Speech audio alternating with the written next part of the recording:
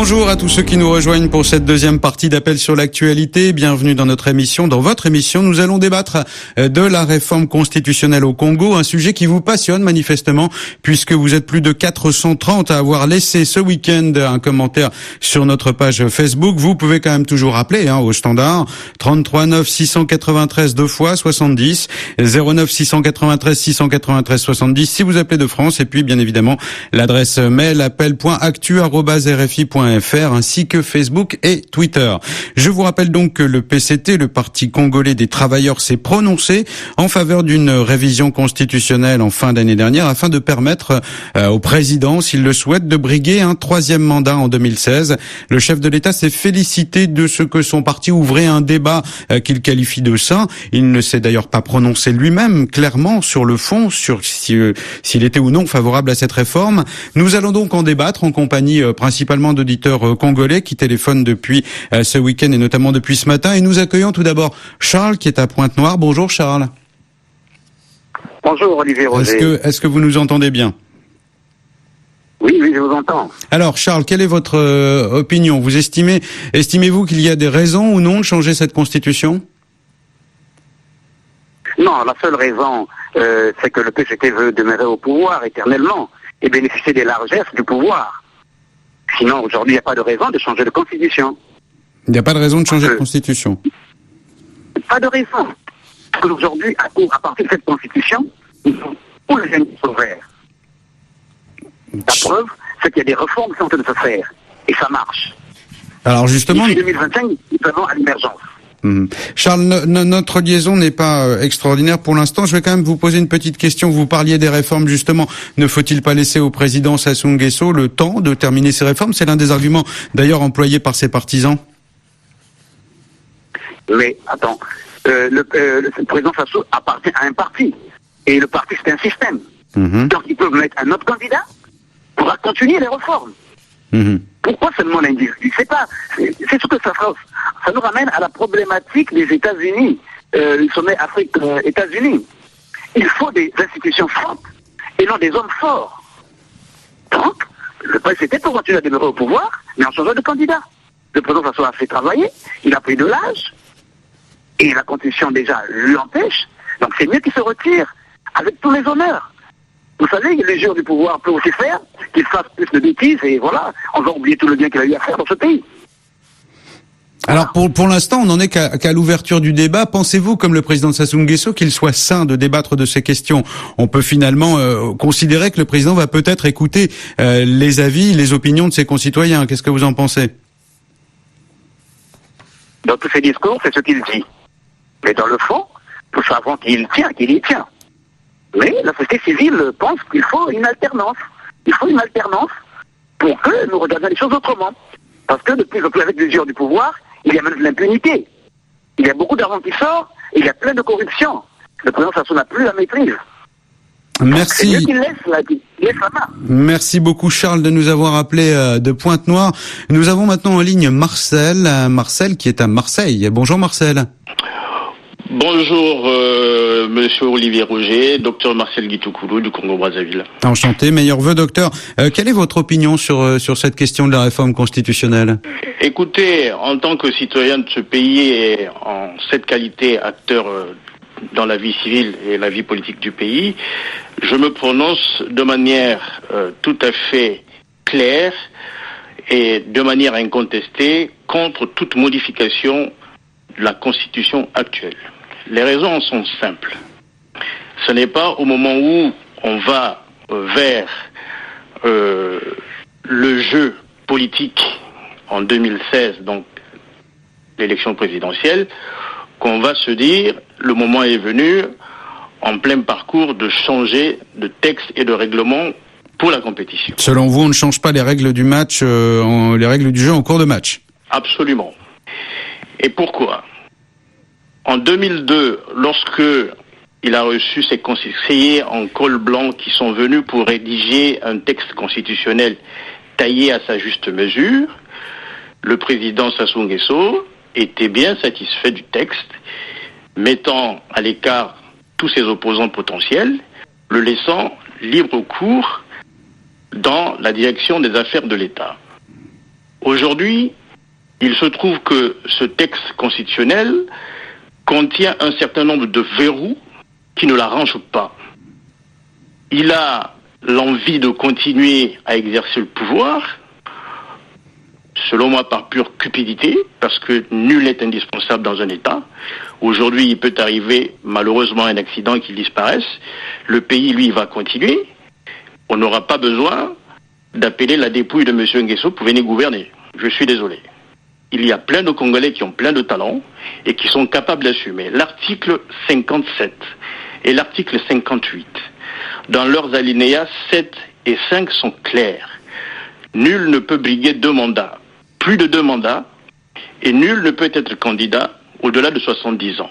Aujourd'hui, le président de la République a assumé ces 2 mandats. Le peuple lui remercie de ce qu'il a fait ou n'a pas fait. Aujourd'hui, le président entre dans sa 73e année. Merci beaucoup. Voilà, vous estimez, Marcel, que le président est trop vieux et que la Constitution l'empêche de se représenter. Restez en ligne. Nous avons quelqu'un qui a un avis différent du vôtre. Il s'agit de Inès, qui nous appelle de Paris. Bonjour Inès, vous nous écoutez ? Oui, bonjour Olivier, bonne année à vous. Merci, bonne année à vous. Alors vous estimez, contrairement à Marcel, que la réforme de la Constitution ou le changement de République serait une option intelligente pour le Congo ? Ça serait une option intelligente pour le Congo parce que, contrairement à ce qu'a dit M. Marcel et M. Charles depuis Pointe-Noire et Marseille, donc je pense que étant jeune étudiant, il faudrait qu'on change cette constitution parce que nous avons constaté que cette constitution qui a été adoptée par le constitution de cette époque-là suite à la guerre que notre pays avait connue, aujourd'hui a connu ses limites. Cette constitution a connu ses limites et les jeunes ne se retrouvent pas dans cette constitution. Quelles limites, justement, soyez un peu plus précis, dites-nous, quelles sont les limites que la constitution a atteintes ? Oui. Cette constitution a atteint ses limites dans quel sens ? Aujourd'hui, on a constaté que tous les pouvoirs sont donnés au président de la République. Tous les pouvoirs sont donnés au président de la République. Le Parlement ne peut pas. Donc l'exécutif plutôt n'est pas responsable devant le Parlement et vice-versa. Donc comment on appelle, le président de la République ne peut pas dissoudre le Parlement. Il n'y a pas de contrôle. Le législateur ne contrôle pas l'exécutif. Donc on est dans une situation où l'exécutif fait tout, décide sur tout. Donc, il nous faut changer cette constitution et aller vers la 6e République. Donc, ça, c'est l'un des arguments du PCT, le Parti congolais des travailleurs, le parti au pouvoir, qui dit la réforme de la Constitution permettrait de donner plus de pouvoir au Premier ministre et au Parlement. Mais est-ce que ce n'est pas un simple argument qui masquerait une volonté du président Sassou Nguesso de pouvoir tout simplement se représenter en 2016 ? Oui, en répondant à cette question, j'aimerais d'abord faire comprendre à l'opposition que la Constitution qu'elle dit aujourd'hui qu'elle est bonne ou qu'elle fait, il faudrait d'abord dissocier le débat constitutionnel avec les séances électorales. Le débat de la Constitution n'est pas une question parce qu'il y a des élections, non, c'est une question qui a été posée, voilà, on doit débattre de façon vraiment objective. Alors justement, j'ai une question pour vous. On parle de débat et le président Denis Sassou Nguesso s'est félicité que le débat soit ouvert dans la classe politique. Pensez-vous qu'il cherche à jauger les rapports de force au sein de cette classe politique, à savoir s'il y a trop de résistance, peut-être pourrait-il renoncer, parce que lui-même ne s'est toujours pas prononcé clairement sur la question. Non, mais le débat, le président se félicite au sens où la classe politique congolaise a atteint vraiment un niveau de maturité sur les débats. Donc il faut débattre, chacun doit apporter son avis. C'est pas parce que non, il doit tirer profit de ce que dit le PCT. Non, il dit oui, d'accord, c'est un débat qui va dans le sens de la démocratie. Le PCT a un avis, l'opposition a un avis. Donc débattez, s'il n'y a pas de solution, on sait qui va trancher. C'est ce que dit le président de la République. Il ne dit pas parce que il veut que tester ou mesurer s'il y aura résistance ou pas. Non. Merci beaucoup Inès. Je voudrais juste reprendre très rapidement Marcel qui est toujours en ligne et qui nous écoute. Marcel, vous êtes là ?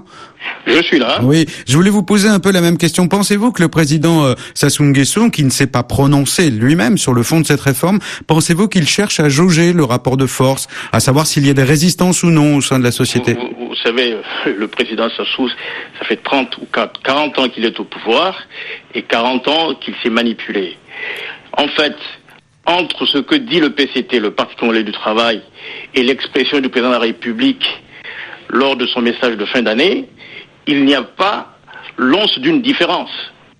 Le PCT, c'est sa voix on qui s'est exprimée sur la question, et lui, il a fait le off en feignant d'être au-dessus de la mêlée, alors qu'il pense la même chose. Non, par rapport à ce que dit l'autre auditeur qui est en ligne, je pense que la démocratie, les libertés, ça ne se négocie pas. Merci beaucoup Marcel pour cette dernière réaction. Nous avons maintenant en ligne Abdul Karim qui nous appelle de Dubaï. Il est malien si mes informations sont exactes. Bonjour Abdul Karim.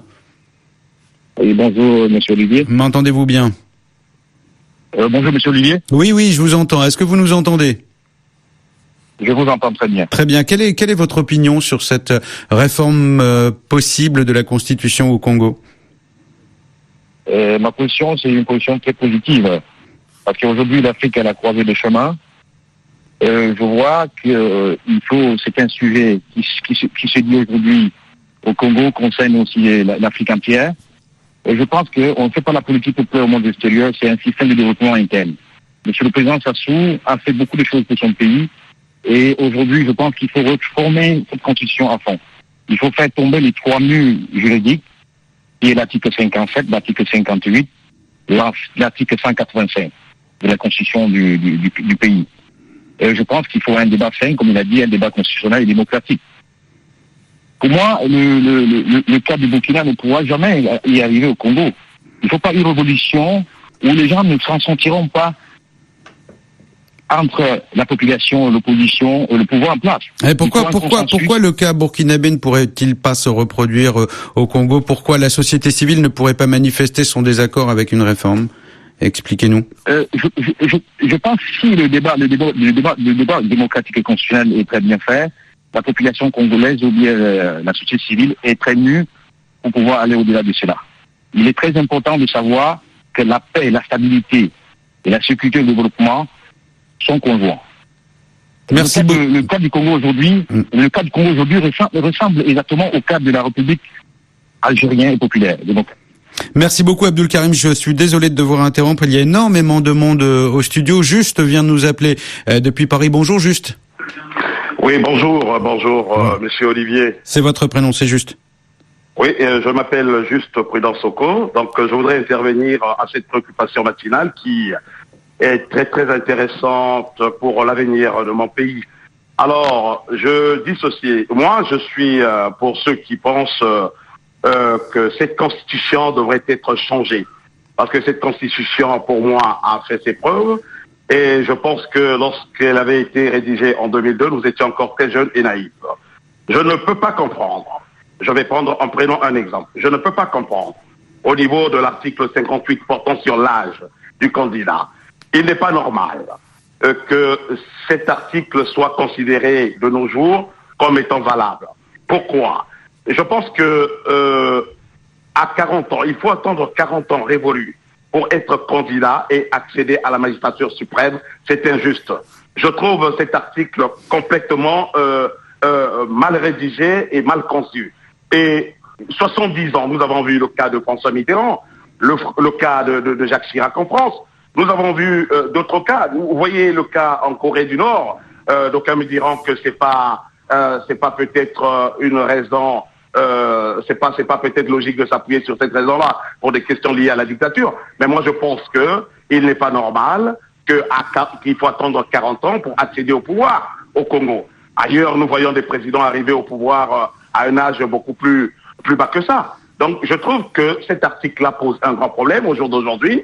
Il faut que cette constitution soit complètement changée. Nous devons débattre sur cette question. Les Congolais doivent avoir sur cette question, comme le dit leur président de la République, un débat sain et un débat objectif.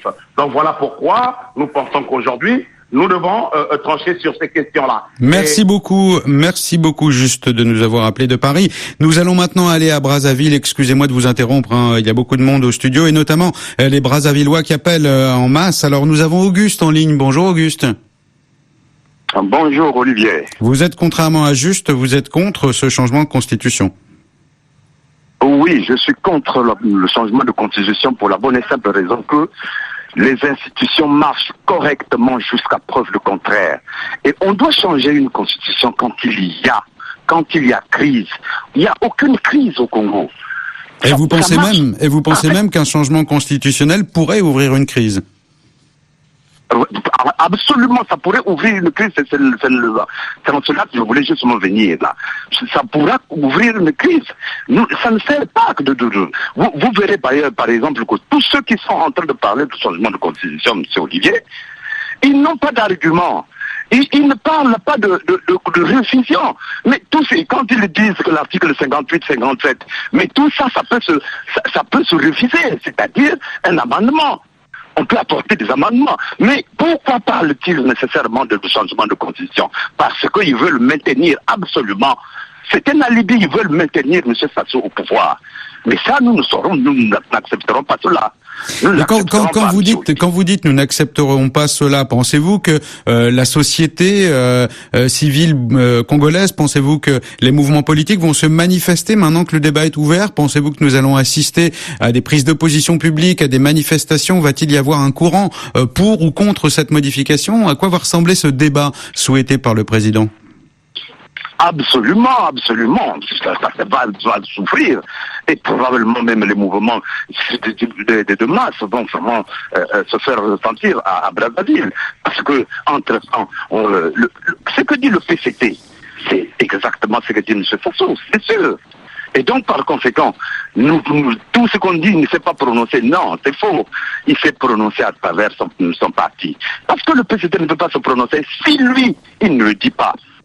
Et donc, par conséquent, c'est lui qui a parlé à la place, en lieu et place du PCT. Le PCT parle donc au nom du président de la République. Je suis sûr et certain qu'ils veulent tout simplement maintenir le président au pouvoir. Or, ils parlent d'ailleurs de la modernité. Il faut amener le Congo à la modernité. C'est quoi la modernité? La modernité aujourd'hui, c'est l'alternance. Aujourd'hui, c'est faire qu'il y ait 2 mandats. Une fois qu'on a fini ces 2 mandats, on part. Voilà la modernité. Je ne comprends pas de quelle modernité ils parlent quand ils disent qu'il faut amener le Congo à la modernité. Merci beaucoup Auguste pour votre pertinente analyse depuis Brazzaville. Toujours à Brazzaville, nous avons Enoch. Enoch qui lui aussi pense que la modernité c'est l'alternance. Bonjour Enoch. Oui, bonjour Olivier. Alors, dites-nous, quel est votre avis sur cette question? Bon, écoutez, moi, j'ai écouté tous les autres qui ont parlé tout à l'heure, mais je pars de la considération selon laquelle le président Denis Sassou Nguesso est un grand homme d'État. De ce fait, il a les atouts nécessaires de nous éviter cette honte de tirer le Congo vers le bas par l'obstination à vouloir changer la Constitution comme le préconisent ceux qui le caressent dans le sens du poil. Quittant le PCT, lui, son parti, tient à rester au pouvoir, il peut envisager un scénario à la Poutine. C'est un grand parti qui est truffé d'intellectuels. Sinon, il faut considérer que le président Sassou Nguesso a fait la preuve de ses idées et peut donc donner la possibilité aux Congolais de comparer à travers le choix d'un autre. Un scénario à la Poutine, vous entendez, Denis Sassou Nguesso s'en va, devient Premier ministre et revient quelques années plus tard président, c'est ça? Bon, si seulement le Parti congolais du travail, qui est son parti, pense qu'eux, ils doivent continuer l'œuvre du président, ou ils doivent continuer avec lui, ou trouver un autre parmi ses militants. Donc, je crois quand même qu'aujourd'hui, la cadence s'explique d'abord par le fait que c'est constitutionnel. Nous avons choisi cette constitution à 2 mandats échus de 7 ans fois 2, parce qu'on a pensé qu'en 90, il fallait renoncer au mono. Merci beaucoup Enoch d'avoir participé à cette émission. Excusez-moi de vous interrompre, il y avait beaucoup de monde au studio. Demain, nous débattrons du procès Simone Gbagbo en compagnie de Pierre Pinto. Merci à Camille, merci à Quentin, merci à Jessica et à toute l'équipe d'Appel sur l'actualité.